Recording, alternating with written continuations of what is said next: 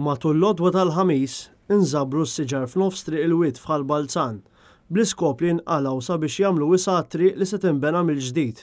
Din ħolqot kontroversja kbira hekk kif bosta kienu n-nies fuq il-mezzi soċjali li kkundannaw din l-azzjoni. Ix-xogħol biex it-triq tinbena mill-ġdid qed issir mill-awtoritajiet tal-Gvern ċentrali. U dwar it-tneħħija ta' dawn is-siġriet f'kummenti ma' Net News, is-Sindku ta' Ħalbalzan, in-Nutar Ian Spiteri, qal li l-Gvern permezz tal-Kap Eżekuttiv ta' Transport Malta, Frederica Kulina, ma ta' ebda għażla lir-residenti ta' din it-triq u lill-Kunsill Lokali Balzani. Transport Malta għamluna ċara daqs il-kristall u hekk nix intendi. Il-proġett isir biss jekk is-siġar jinqalgħu.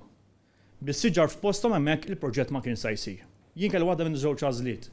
Jew il-proġett ma jsirx, jew inkella s-siġar jinqalgħu u jsibu d-destin li ovvjament Transport Malta kellhom ippjanat għaliha. Jien ma sajnu l-ebda riskju, is-siġar jinqalgħu b'mod professjonali kull minn għadda minn hemm u ovvjament il-proġett li ilu tant snin biex jitwetta irrid naraħ isir f'dis-sena li ġejja. Minkejja l-mod kif l-awtoritajiet ma tawx biżżejjed ċans għat-taħdidiet u t-tiftix ta' soluzzjonijiet oħra, il-Kunsill Lokali ta' Ħalbalzan ħadd deċiżjoni f'waqta li jsalva dawn is-siġar milli jitqaxtu u minflok se jerġgħu jiġu mħawla f'ġnien f'Ħalbalzan li jinsab fil-qalba ta' ħafna residenzi.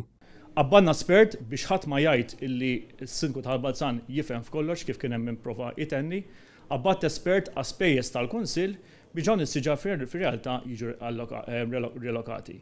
Tal-espert ilu hemm fuq il-post qed isegwi l-proċess kollu li qed jagħmlu l-ELC biex bażikament dawn iż-żewġ siġiet jitħawlu fi ġnien li għandna wara il-parroċċja ta' Ħalbalzan.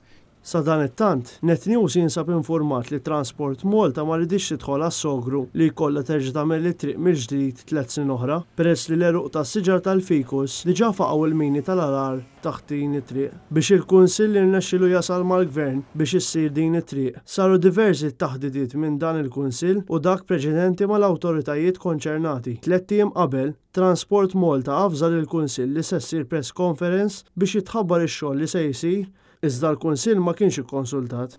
Però ovvjament aħna ma kellna l-ebda sej fit-tfassil tal-pjanti u diżinji tat-triq. Jien ikkontattilhom x'kienu l-problemi li r-residenti ta' din it-triq u min kull miża it-triq kellu, parti problemi ta' dranġi, eċetera, però ovvjament l-infrastruttura tagħha ġiet ħadossiba Transport Malta. Net News informat li l-Kunsill ta' Ħalbalzan ġie assigurat li ġew integrati siġar ġodda fil-pjanti għal din it-triq, iżda mhux tal-Fikus għaliex l-eruq tagħhom jagħmlu ħsara kbira lill-qafas ta' triq.